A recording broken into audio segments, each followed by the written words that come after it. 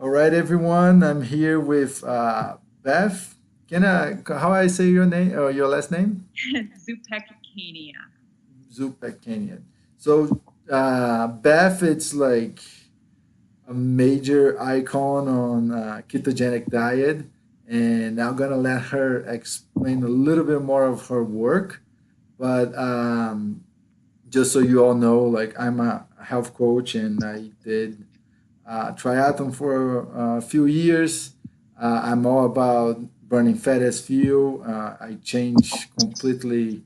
I was vegan for a while, and then in 2013, and I changed uh, my way of eating on that time, and I saw tremendous benefits, health-wise, performance, and all that.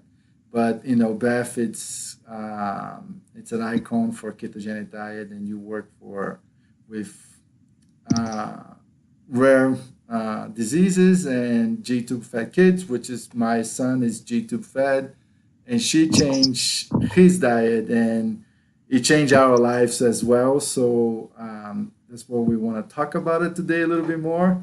But can you, Beth, tell a little bit of your work for us, please?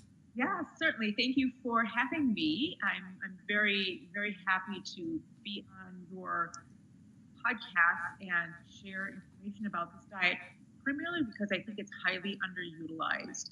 I've been working with this for 27 years. I'm a registered dietitian nutritionist, and I had the traditional hospital background for about 20 years, working mostly with kids that had epilepsy, but many of those kids with epilepsy had other conditions like autism or genetic syndromes, rare genetic syndromes. And many of them had feeding tubes like your son has. So I got very experienced with managing diets and manipulating diets to try and get really good results, whether it was seizure control, behavior, cognition. And so, when you came to me a few years ago, I felt very comfortable in the ability to help you, even though your son had a condition that I had never worked with, Yeah. called Nemaline myopathy, of course. So I have this background in hospital nutrition care, and then I went off on my own in about 2006. So I've been working with ketogenic therapies for 27 years. So now you know how old I am. But I branched out on my own business in 2006 because I felt like I was not reaching the amount of people that I could in the hospital where I could working on my own. So I work with people all around the world. I have a lot of kids that I work with who have rare disorders. Prader-Willi is one of them. It's probably the group that I've worked the most with, and these children are all on the autism spectrum. And it was a very modified ketogenic diet. And again, I'm saying this because this is sort of what led me to feel comfortable working with Luke. And I just know that children respond beautifully to a modified ketogenic diet. We don't have to go to the full classic ketogenic diet that was designed for epilepsy, which is super restrictive. We can modify it, and this research is coming out, more in the last 10 years. We can modify it, and by modifying it, I mean that it's much higher in carbohydrate. And allowing more carbohydrate allows you to use a bigger variety of vegetables. Yeah. So anyways, I worked with thousands of people over the 27 years and seen amazing results. And although, these get reported, and I've been involved in publishing papers and training centers around the world, I kind of step back sometimes and have to be pause and think, oh my gosh, for such an amazing therapy, it still doesn't get used. It still doesn't get. Yeah.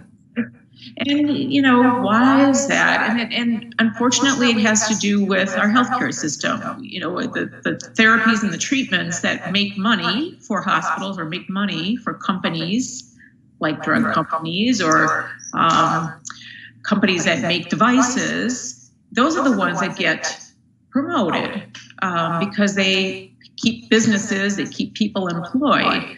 Ketogenic diets really don't make much. And it's such a great benefit. Right. So kudos to you who are in the health industry and understand the relationship between what you eat and how your brain functions and how your body functions. The first step. And now you're advocating for others. So I really respect, Richard, that you're doing this. Thank you. Yeah, it's my whole journey with food. It's been amazing because I try, I don't know, so many different diets. And the funny thing is, when my wife met you, she actually met you on a vegan place. Yeah. Like on that time we were vegans, and like I always had that in mind that we need to burn fat as fuel, because actually my first, incredible or not, like I think our bodies actually knows better than what we think, because when I first started losing weight back in 2003, I actually went on a low carb diet. But when I started doing triathlons, everybody was like, you need to eat carbs, you need to eat carbs. And then that came into my mind. I started putting rice again and pasta. And for a while, I actually felt like, okay, there is something wrong. Then I tried to go vegan, raw vegan, and then I got actually super sick. My wife got sick too because of hormonal imbalance. And, actually my cholesterol got so low that my body wasn't producing my hormones that well. So I had to, when I learned about ketogenic in paleo and stuff like that, it was almost like the light in the end of the tunnel. So, and I always been advocate for like real food, and I think it's worth spreading the word out, and I feel good about it, and like I think more people should know about it. That's why I enjoy doing those type of conversations and things like that. So I know I have a few questions for you, but I kind of gonna let it the conversation go. But since you already started, like when you said that kids respond so well, I read a few times that kids are actually born on ketosis, right? Yeah. So one of the reasons I feel very comfortable using this diet with babies, for example, is their first food is mostly fat. It's the colostrum that moms make, right? If a mom is chosen to breastfeed, very first milk, called colostrum, is rich in fat. It's like 60% fat. Wow. Then as mother's milk comes in, it drops down to about 50%, which is still high, right? It's still high, yeah. Yeah. Well, actually, 50% is what my son is in right now, and he got into ketosis way faster than we expected. He certainly did. Yeah, we know this is important for brain development, and children's brains are developing through their year. They grow for many years. Boys actually grow a little bit longer than girls. Boys can grow up until they're 22. I mean, their bodies continue to grow, but their brain is still developing during that time. Yeah. But one of the really fascinating aspects of working with children in this therapy is because we are in growth stage of the brain, we can do some healing. Exactly. Whereas an adult, that's completely fully grown, they can still heal. It's just not as easy as with a child. So we tend to see quicker results in children than we do with adults. But I have seen, and I've said this many times, that what drew me to ketogenics was seeing children go into ketosis within 24 hours of being on a ketogenic diet, and then getting the benefits within 24 hours of brightening up and, just this like heightened awareness and paying attention to their surroundings and holding their heads up. And even you had that experience with your son. I remember oh my God, yeah.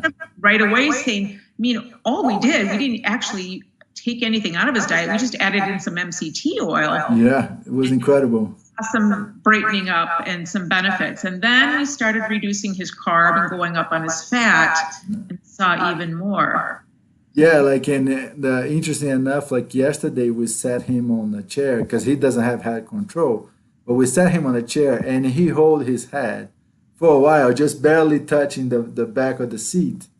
And we were both like, oh my God, like it's only 2 months that he's been in this diet, and it's like muscle wise, which is uh, his weakness. Like for people that don't know, muscle Nemaline myopathy is affect the muscles, and so he, like the muscle growth and the weight gain, and you can see like when I pick him up now, he's way more solid than he was before. Like before he was like very floppy, and it made such a huge difference. It's incredible. And we're only talking about 2 months. He's only been Exactly. 2 months, so it's a short period of time. But you also had sent your wife had sent a note the other day about him swimming, and that you take him swimming once in a while, and she said his Yes. trunk strength was much stronger this time. Yeah, the trunk was it's where it used to be his weakest part, and now we can actually see that the trunk is a lot heavier, like a lot stronger and bulkier. So it can make a big difference. Like before, we couldn't stand him up in the water, and then now we can actually hold him up, and he can be sitting in the water and moving his arms like he wasn't doing before. Before was like either one or the other, Yeah. but Well, but that's brain wise was a tremendous difference. and this is the effect that I see very early with children. Within a day, they just like brighten up. And there's a scientific explanation for that, which, if you would allow me to, I'll go into a little bit. Yeah. Yeah. So, in the cells in our brain, there are little like battery packs. I think that's kind of an easy way to think about it. They're called mitochondria, but they really are like the battery of the cells. And the cells are microscopic, so we're talking about tiny, tiny little cells in the brain. Yeah. So, for an example, a cell in your brain would have thousands upon thousands of these little battery packs, whereas a cell maybe in the tissue of your skin would have about 50. So look, different brain, thousands of batteries in one cell, skin cell 50. So right there, a huge concentration of energy. So scientists have been able to actually count these little batteries called mitochondria in your brain cell. And before a ketogenic diet and then after, this is in animals, significantly more are produced and active on a ketogenic diet. So mitochondria love ketones. They just brighten up and they replicate better with ketones. And so that's why we think, you sharpen up, because you've got more of these batteries going off and your energy and, to use all of your functions. But the brightness, the alertness is typically what we see right away. And so I fast 1 day a week between 24 and 36, so it's a day to a day and a half. And I note, and I make ketones, right, from fasting, but I'm also on a modified ketogenic diet. So I'm in ketosis, a light ketosis most days, but when I fast, it's strength ketosis. So that's another way to get in ketosis. Children are rapidly growing, and so we don't really need to fast them, although Luke has been intermittent fasting. And before I started working with him, he was being fed at nighttime. Yes. It was only without food for like 3 or 4 hours at a time. And I suggested that we get away from that and allow his gut to rest and allow his body to go through detoxification by not feeding him between, nighttime and morning, as other children who are eating orally generally go through. And you guys eventually got him onto that type of a schedule where he's only eating now during the day. But that is a fasting period. Yeah. So that also stimulates the benefits of fasting as well as his diet, which is very modified ketogenic. And as we said before, he's getting a lot of carbs. He's getting about 50 grams of carb a day, and he's producing ketones. Exactly. Yeah. He's an efficient little ketone producer, and He is. he surprised me. I was not expecting him to be spilling out 2 millimoles of ketones. I have adults that would be very jealous of that because sometimes they try very hard to spill that much ketone. Yeah, and they're eating far less carb, like 20 or 30 grams of carb. So he's got something going there that's very positive with ketone producing. Well, it's funny because when you told me to test, I told my wife, like, why are we gonna even waste a strip? Because I don't think he's gonna be in ketosis. And when I saw 2.0, I was like, what?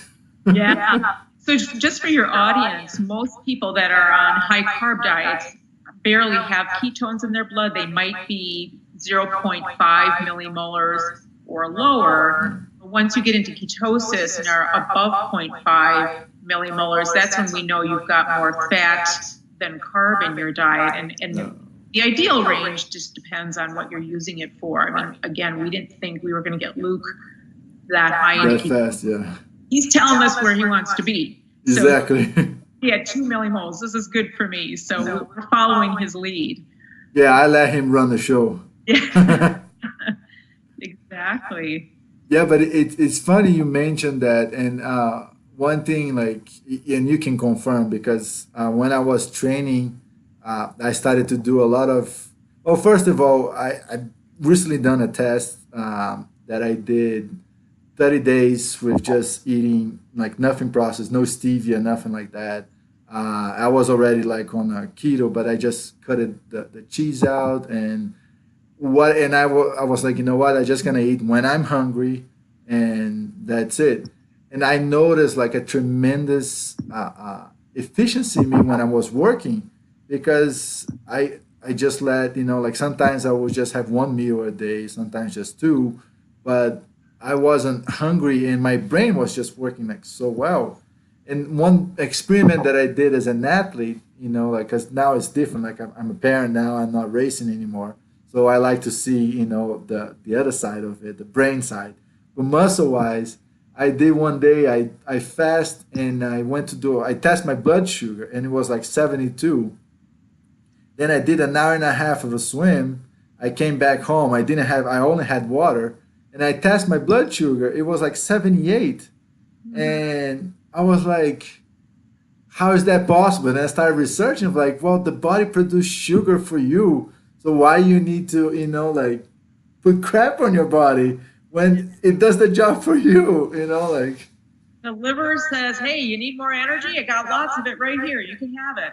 So the other thing is, I think people are very concerned when they hear about cutting back carb, because we think of carbohydrate for energy, because carbohydrate gives us glucose. But what they don't realize is that fat breaks down into fatty acids and glycerol. And glycerol also makes glucose. Exactly. Yeah, so we get our glucose not only from carb, protein, and especially if we eat too much protein, the body will convert some of that to glucose as well. Glucose as well, yeah. Yes. We can get glucose from fat, protein, and carbohydrate. It's just that from carbohydrate, we get it really quickly. And that actually is the problem. Like, it's too much carb. It's too much. There's a condition called non-alcoholic fatty liver disease. Okay. And it's we commonly seen in obese people, but there's an epidemic of it in our country right now in children and adults, and they're not necessarily overweight. We used to only see this problem, this fatty liver disease. We used to only see it in alcoholics, but now it's common in people who are just eating really bad diets. And one of the characteristics is that you're just building up way too much carbohydrate in your liver. So it's called fatty liver, but it's not really fat. It's too much glycogen, mostly from carbohydrate, but also from too much protein and also from too much fat. So it's just too much energy, and your body's like, I can't deal with this. So it's just building up, and it's in your liver. And I'll tell you, you don't want to be mean to your liver. You want to treat your liver really well. Yeah. It detoxifies everything. It gives, it's a source of processing vitamins and minerals. And once that goes bad, your health just takes a dive. That's one thing I always say. Like, if you're gonna take care of something, take care of your liver. You Yeah. cannot live without it. So it's And you cannot live without your brain either. yeah, And these things are cumulative. I see a lot of people going through life saying, I feel fine, I can eat whatever I want. exactly. And 20 years from now, they start suffering the cumulative effect of eating bad food. And they can be thin. People can say you look thin and healthy, and it doesn't really matter. They can be thin and fat inside. You can Exactly. have a liver problem. And Well, and there's the other people that eat a whole lot, accelerating the metabolism, but accelerating the metabolism doesn't make you any good either, right? And I mean, right. it's Yeah. like having a super high fast metabolism doesn't mean, like doesn't mean you're healthy. Right. I mean, one of the reasons athletes run and exercise all the time is they know they can eat more, right? Yeah. You certainly can eat more to maintain your weight, but it doesn't mean you should eat bad food. It doesn't mean you can have more ice cream. And I hear that a lot. Like, I exercise today, I can have this ice cream. Well, That's one of my worst favorite things that runners say is like, well, I run so I can eat more donuts. Of like, first of all, you just did a really good workout and you throw it in the garbage, putting all that stuff into your body. So yeah, one doesn't cancel out the other. yeah, it amazes me how like food can be addictive to people because people are like, oh, I'm gonna run 20 miles so I can eat like 20 donuts. Like, makes no sense. But And the other thing is, there's a true addiction. It's called sugar addiction. And this is something, going back to children, like, you got to get these kids when they're young off of sugar. yes. And if you can do it, you can break it. It's much easier to get them off sugar when they're young than when they're older. And you can do it in your home by mostly eating meals at home. Once they start eating out, they get exposed to that. And sugar, I'm sorry, it's addictive. It's been proven in a science study that it's just as addictive as drugs are. So getting kids onto a more savory diet, and I'm saying this with a lot of experience working with people, working with family members, my own children who are now in their 30s, and I'm happy to see that when we go to restaurants, we never had soda in the house, not even diet soda, which I think is worse. It's worst, yeah. But they order water.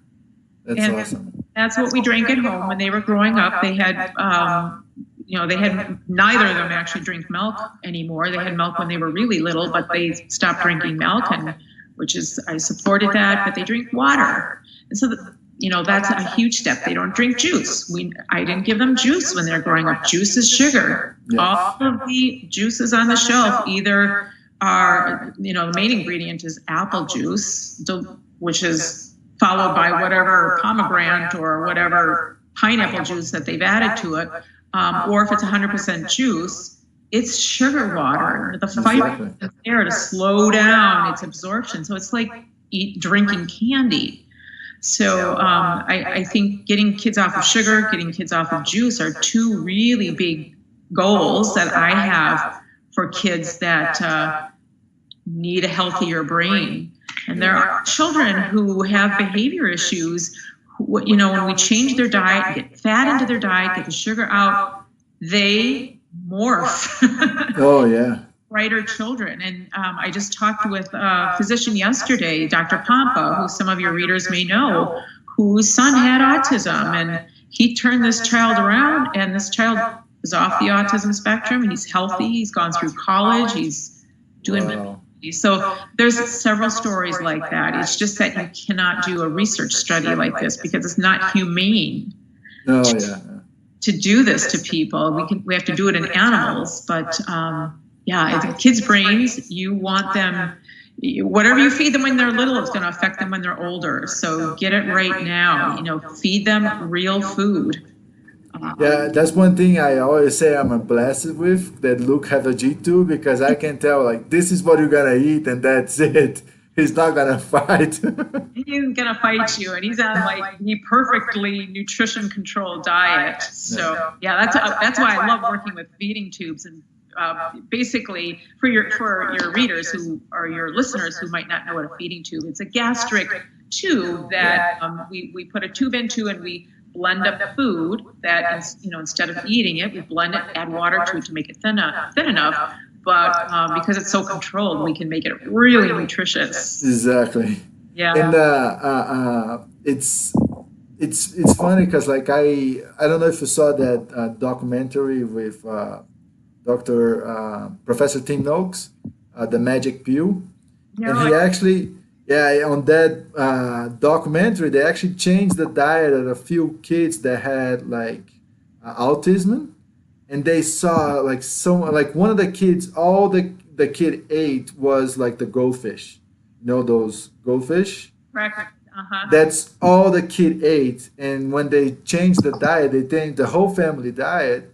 After a while, the kid wasn't eating that anymore. His behavior got better. It was like incredible. So yeah, I worked with a little boy recently whose mom put a salad dressing. He would only eat food if she put on ranch dressing. Ranch dressing, yeah. She gave him ranch dressing with every meal. Now, ranch dressing is addictive because it has monosodium glutamate in it, and people crave it because of that chemical that's added to it. But it also has soybean oil, which is a bad fat. But everything he ate, he would say, "I want my dressing," and she would give it to him. And he had very poor diet, very little vegetables. He was eating, he liked chips, so she would give him chips or goldfish crackers, that kind of thing, which are basically like sugar because they're so processed. They break down into carbohydrate and glucose very, very quickly in the gut. So, that's something to keep in mind, that we're saying get rid of sugar, but crackers, processed crackers like goldfish crackers or saltines or whatever, it's pretty much like sugar in your body. It treats it the same way. It has a very high glycemic index, breaks down quickly. Even popcorn. People think popcorn is such a healthy food. Well, anything that's had air puffed into it like that kind of loses its nutritional value, and it's absorbed very quickly into the gut, broken down into glucose. Well, it's same thing with pasta, like mac and cheese that they give it to kids all the time. That translates into sugar in like a second, once it hits your body.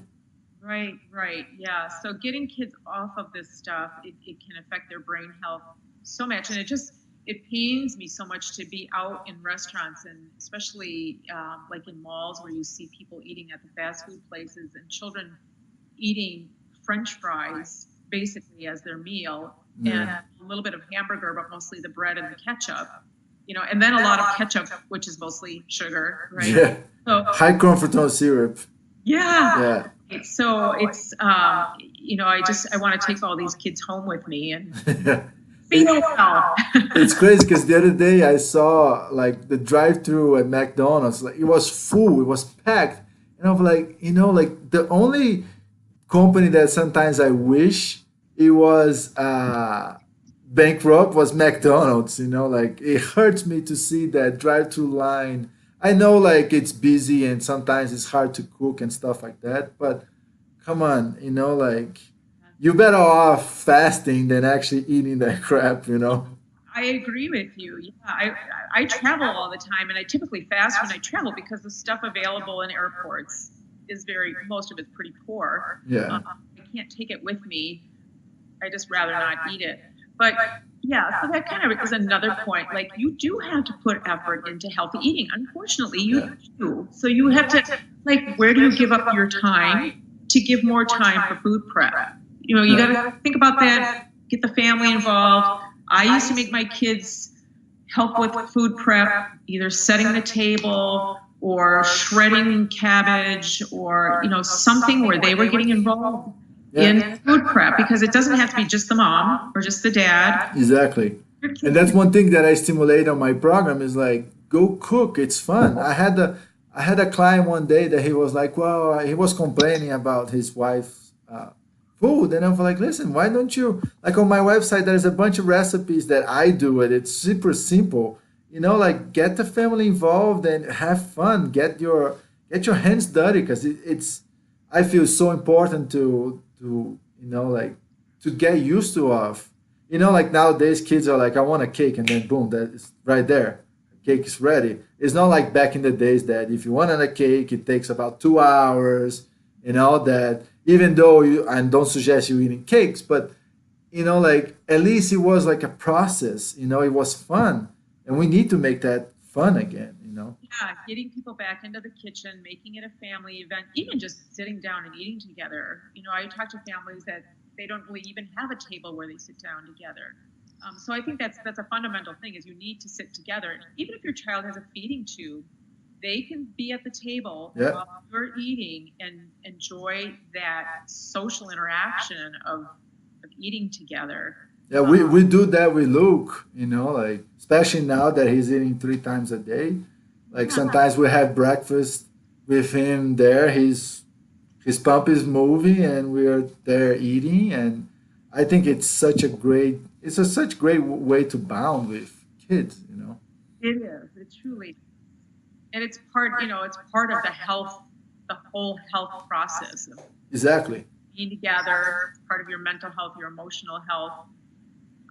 So yeah, it is very, very helpful to get engaged with your family in this process of eating, because we have to do it every day. Yes. And fasting, unless you're fasting, which we don't typically do with children, but the adult is fasting, then the kids will understand that, and maybe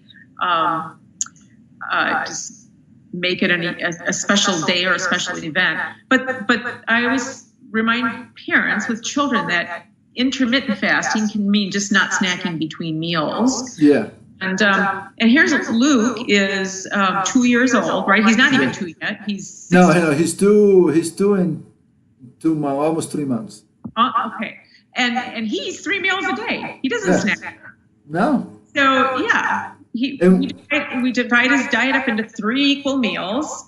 So he doesn't have to snack. It's okay to have a snack, but snacking in terms of grazing, where you're letting kids eat all day long, even if you're letting them eat like nuts and stuff, it's not a good habit. And if they can go several hours without food, their body will assimilate the next meal much better. And their gut has time to rest. Yes. And when your gut is resting, it's actually healing. And your gut is where your neurotransmitters for your brain are made. Yeah.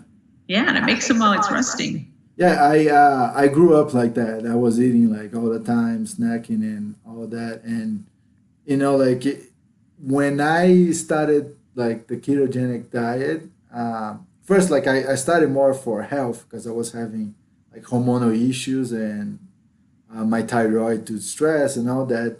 But I also was almost like pre-diabetic. So when I changed it, and it's incredible because I was vegan and eating like, I wasn't eating the vegan that eats like cheat meals. I was just eating like whole food, plant-based, and I still got sick. But anyways, when I merged into that fat burning, I was like, oh my God, food doesn't rule my life anymore. Like before I was like, I would get angry. I need to eat this and that. And then now it's like, okay, there's nothing to eat in the place that I'm going. I don't care. I'm not hungry. I eat later on at home or whatever. Yeah. So it makes such a huge difference. Right. You're fat adapted. Your body says, hey, I got some energy here. You can go a couple days, Exactly. Stop and fill, because I've got you covered. Yeah, it is amazing. And, this is a therapy. Fasting and the ketogenic diet have been around since the ketogenic diet has been around since the 1920s, but fasting for healing was first reported by Hippocrates in 460 BC. That's how old this is. This is a very old notion. Lots of studies have been done on this, lots of reports. So we're not bringing in something that's new and radical. This is a very old theory. And ketogenic diet mimics fasting. It has a lot of those very same benefits. And it's funny because like you mentioned, and I actually posted a video yesterday, because I think the whole thing of being radical extreme, it's kind of crazy. Like when they say everything in moderation, it's like, okay, you go out and have a cheat meal, you set back every single goal that you had it on, like for me, it makes no sense. And I've been like, trust me, my entire life I heard, Richard, you're too radical, you're too extreme, you gotta, like everything in moderation. And I was like, yes, but every time I do moderation, I feel like crap. And why am I gonna keep doing it again? It makes no sense. But yeah, the problem is there's different interpretations of moderation. We all have our own interpretation, so it's not helpful to say moderation because it doesn't really mean the same thing to each person. Yeah. Well, I had one question, but I was going to put it in the end. But since we already talk about like the sugar in kids and stuff, um, I was thinking the other day, like how everybody said like, well, the terrible twos. Uh, do you think that food have like a greater relationship with that? Because is it that I got super lucky with Luke and he's just like a super real good kid, or the diet does make a difference because I mean, he doesn't have like those attacks. Of course, he does have like when he wants something, but it's nothing like everything I ever read about terrible twos. And Yeah, there's no research done on that yet, but I definitely see that in the children that I've worked with. The parents will say they're calm, not having tantrums. Mostly my children with autism who would tend to have tantrums kind of out of the blue. We get reports back that they're much calmer and they're going through a transition of home to car or library to grocery store with different stimulation. They're going through that transition without having a breakdown. So yeah, it definitely affects their brain. And again, one of the research benefits of a high fat, low carb diet is neuro calming, because there is better conversations between the neurons in the brain. It's clear, it's more efficient. There's an anti-inflammation property to this. There is upregulation in protective hormones. There's a balance in hormones. So instead of seeing glucose levels rise and fall, it tends to be more stable. And so that affects our insulins, our hormones, not only insulin, but ghrelin, leptin, growth hormone. These just tend to work better when we're not putting in this carb all day throughout the day. Our U.S. dietary guidelines says that everybody, whether you're a 1-year-old or whether you're 101, we need 130 grams of carb a day. Now, as a nutritionist, I think that just seems so arbitrary that it would be the same amount for everybody, whether you're this big or a football player. And it really is because we don't really know. So the experts that came up with that just thought seems like a reasonable amount. Seems like 130 grams. So when I look at diet records of my patients that I work with, some of them are getting way more than 130 grams. I've had people that are getting like 400 and 500 grams of carb in a day. And so I'll say, listen, you're coming to me for a ketogenic diet. You might need that, but I think if you just get down to 100 grams, you're going to see a difference. Yeah. We get rid of sugar and juice and soda. That's a few hundred grams right there. Yeah. Get that out of your diet. Start eating real food, whether you want to do Whole30 or paleo. People, pick different ways to get to a real food diet. Bring fat into your diet, put healthy fats into your diet, which a lot of people are afraid of. So these high carb eaters tend to be my vegans or people eating junk food. If they're not eating real food, they're basically eating food out of boxes, Chef Boyardee, that are mostly carb. And so once we get away from that and start eating real food and food that has natural fat into it, or just adding olive oil, adding coconut oil, adding butter, people are afraid to eat butter. Oh my God, they're so afraid. Yeah, you go. I was at the grocery store the other day and I just kind of took a snapshot in my head of the dairy section with butter and margarine is huge. Oh yeah, it's like humongous. Butter is just a little section, right? Yeah. The margarine is bad fat. The butter is good fat. So, our industry has not caught up with this new research, and people are thinking that, margarine's healthier for the heart. Well, it's because the Heart Association hasn't got on board yet with the fact that those highly. I actually was reading, I saw a video today, actually, about coconut oil that the guy was making fun of how they come out with saying that coconut oil is bad for you. And then he actually said, like, it's because they didn't pay off the Heart Association. And, like, because of not having that payoff, they're not gonna promote something they're not making money with. Like it's the reality. This is the unfortunate reality. So coconut oil is saturated fat. Butter is about 60% saturated fat. That's why they get a bad rap. But in 2015, our own government said saturated fat is fine. It's saturated fat in combination with a high sugar diet. That's what it caused the problem. Killing. That is the bad combination. But saturated fat with a wholesome diet, with a high whole foods diet, very healthy. So that our government finally recognizes. But industry, I don't see industry out promoting saturated fat not like they would with, like fish oil or fiber or, other nutrition discoveries that have come out. They're just not, they're like afraid, I think, to go there because fat has been vilified for so long. And people are eating low fat. Why in the world are people giving young children skim milk? Yeah. They shouldn't be. They should be feeding young children whole milk or 2%. But it would help fill them up, so that they wouldn't eat so much carb if they had right? It's funny, you should see the faces of people behind me when I ask for coffee with heavy milk and Starbucks, and everybody's face is like, oh my God, like. Yeah, the gas. Like, oh my gosh, doesn't he know about heart disease? Yeah. The whole paradigm is upside down from what it used to be. Now, I had two questions that really got interesting when you were working with Luke. One of them was about gas, that you said there is inflammation. That was actually the first time I heard about it. And then the other thing that you said that kids' first meal should actually be protein.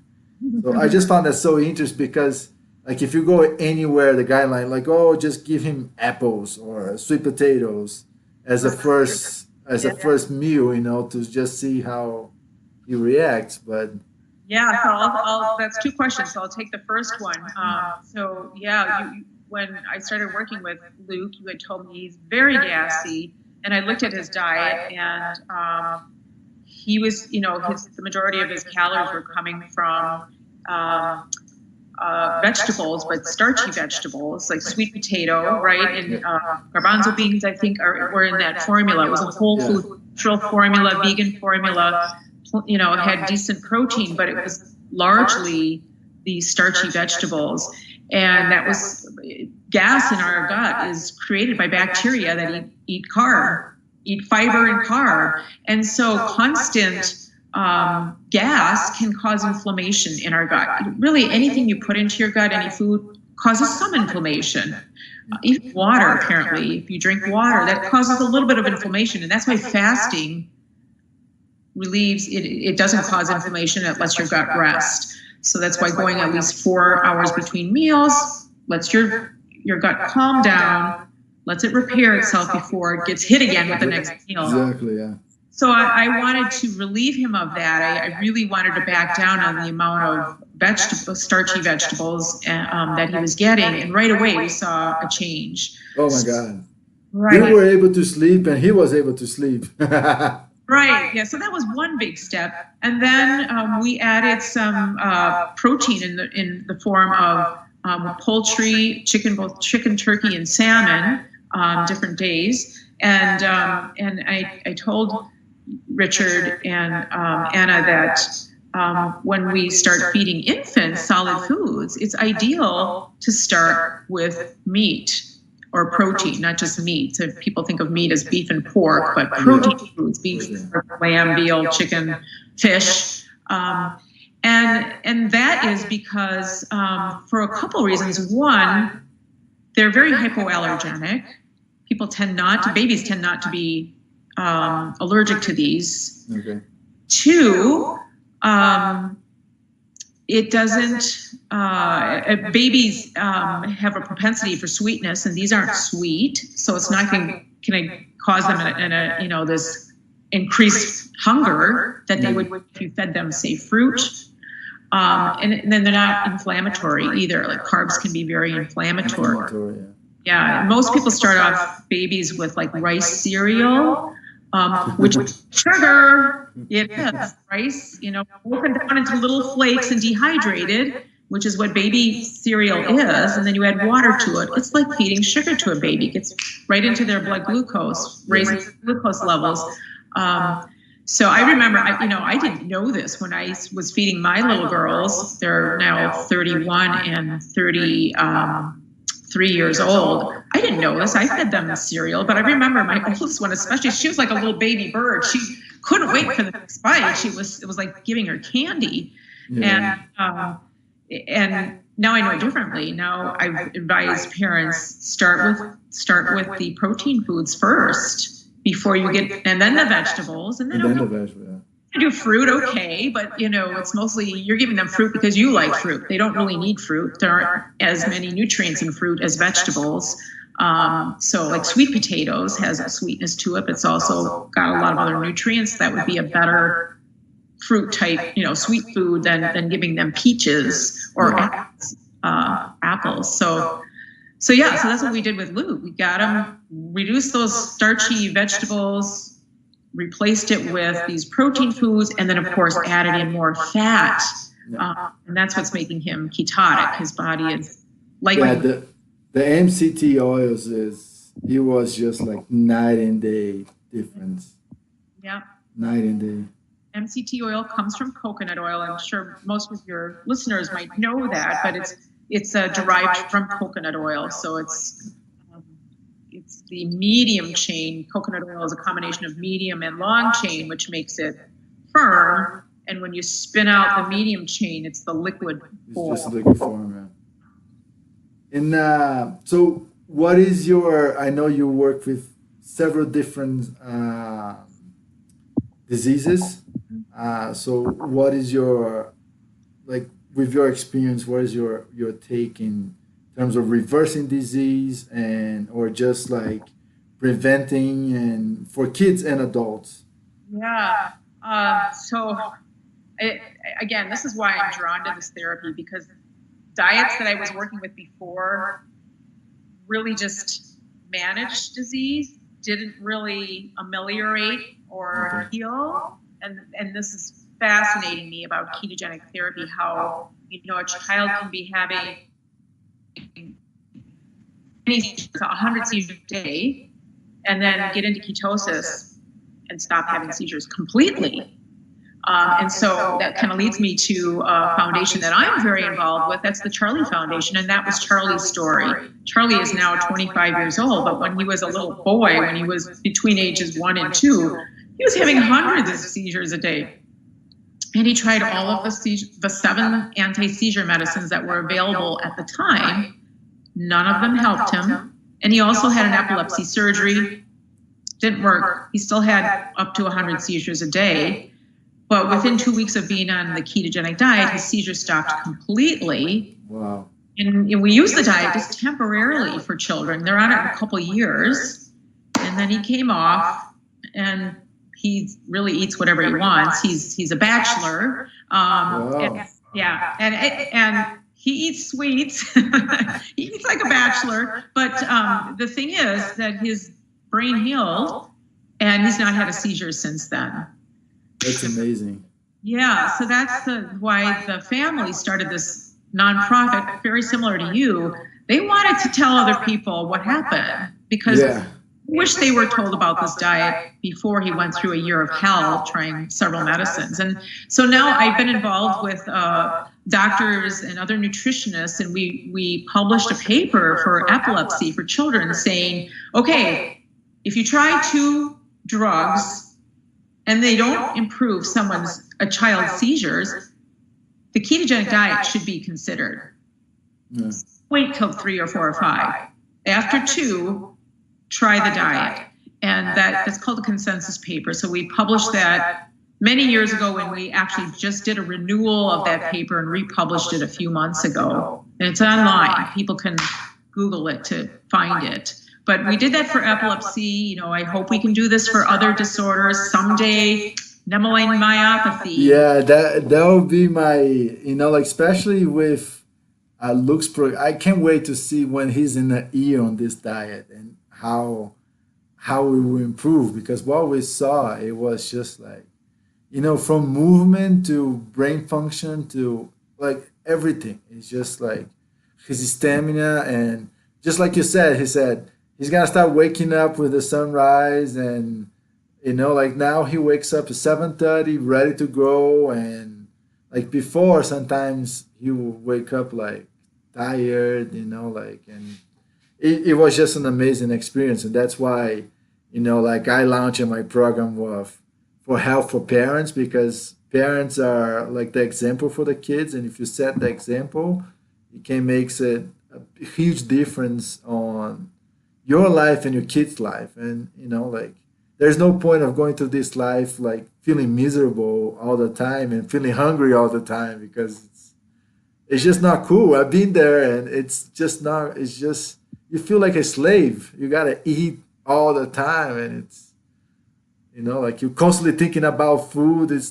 That's not healthy. It isn't healthy, and there's effort involved. But I love hearing from people like you who have kind of gone off the deep end with your health, and you realize there's another way. I'll do this. You're very motivated for yourself, but to share with others too, and that's really beautiful to see. Yeah, I was always about health, and but it's one of my passions. Well, excellent. Kudos to you, and I hope others feed off of that. And I hope so too. I just have one question to close.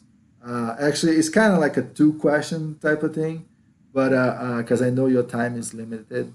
One thing is I wanted to ask was just your view on powders, because a lot of people like, especially like with whey protein and all that stuff. I just want to have, and to kind of close it, that's more like a difficult question. Like why you think, if the government knows about the benefit of fat, so you think that the industry just have too much money on the wrong side, and that's why things are not changed, or what is your view on that?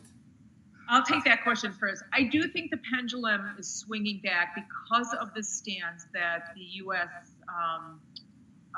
Department of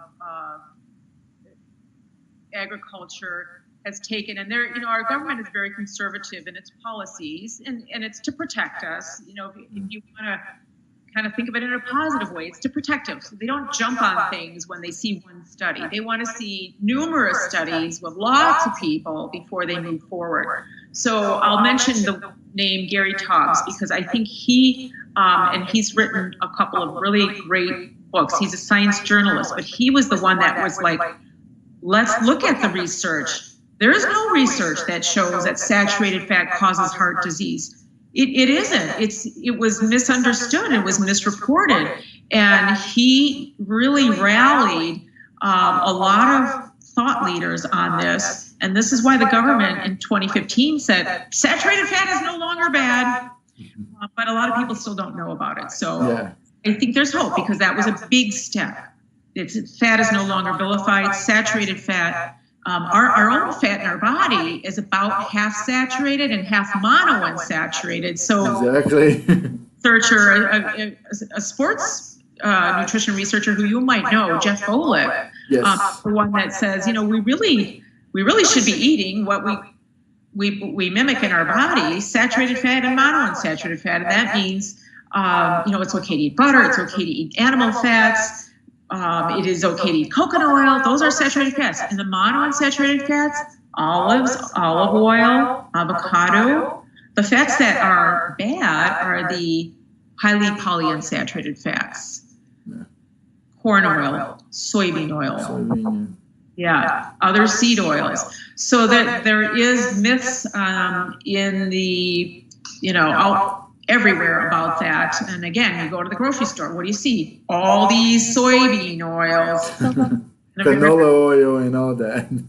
Here's your coconut oil and here's your olive oil. And you sometimes can't even find avocado oil, which is the better oil to cook with than olive oil. But anyways, the point is, I think there is hope. I think things are turning around, particularly because we are reporting the benefit in people in health on these high-fat, low-carb diets. And then your other question was about powders. Yeah, powders. So just one. Like Jeff Volek, he wrote the book, The Art and Science of Low Carb and The Art and Science of Low Carb Performance, which is one of the books both books I read. But that's where the book that made me ditch the so-called status quo, because they say in Ironman you need to have 200 to 400 calories an hour of like how my body's gonna digest. And my first Ironman's like I puked my brain out because my body wasn't digesting that. So when I read that book, I started to race. Honestly, I barely had breakfast, and I will have like 60 calories an hour on a 9-hour Ironman. So it's incredible. And Jeff Volek, it's like when it comes to sports performance, I think he's the guy to look for it. Jeff Volek and Stephen Finney, they both wrote that book. So yeah, they're leaders in that area. But also, I was just going to make the point about powders that the scientists that kind of, disputed the powders are healthy, and I truly trust his research, is Ivor Cummings. So he's an Irish scientist, and he showed that if you take really good food and you grind it up and you feed it to mice, has the same effect on them as like fast foods and processed foods. Wow. Yeah.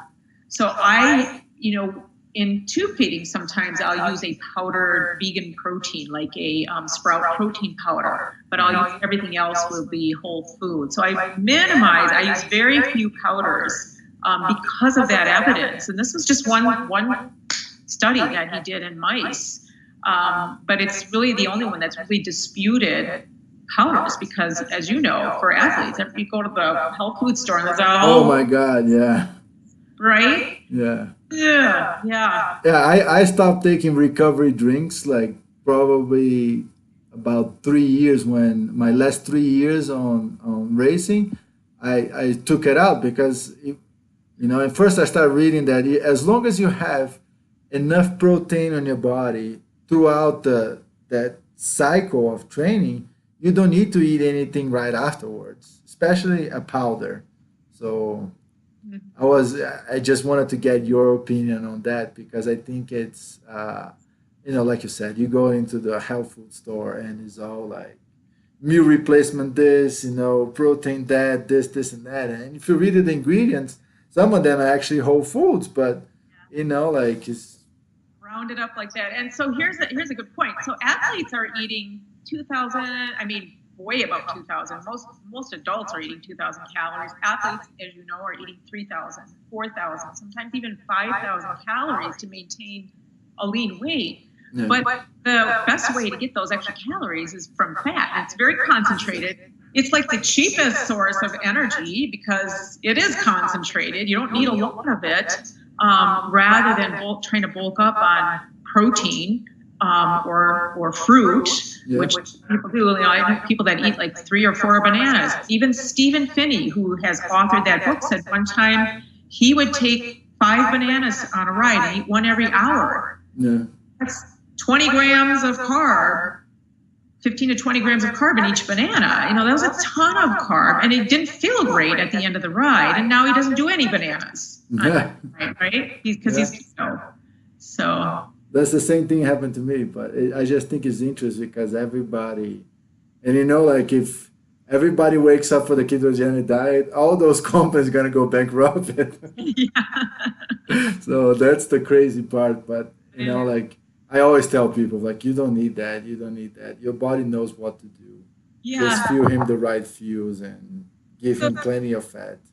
So maybe just a final comment on to wrap it up is that ketogenic lifestyle is truly a lifestyle, because you don't just eat a ketogenic meal and then go back and eat a McDonald's. You need to get the benefit. You have to develop the lifestyle, the ketogenic lifestyle, getting sugar out of your diet completely, giving up grains or minimal grains, you know, getting away from the whole processed foods and eating real and being comfortable with fat. So it's a lifestyle. And it takes some people, you know, I work with many different kinds of people, and some people, it takes them a few months to get used to that. And some people are like, I'm on it. I feel so good. I don't want to go back, you know. That's exactly what thing I always say is like, you got to let your body feel good with the new way or the new lifestyle, and not try 2 days and then, okay, forget it. I'm just going to eat my Taco Bell. You know, like you got to let your body heal from inside out and you feel good again. And then you can make a choice. Okay, can I eat more carbs or less carbs, and play around like that.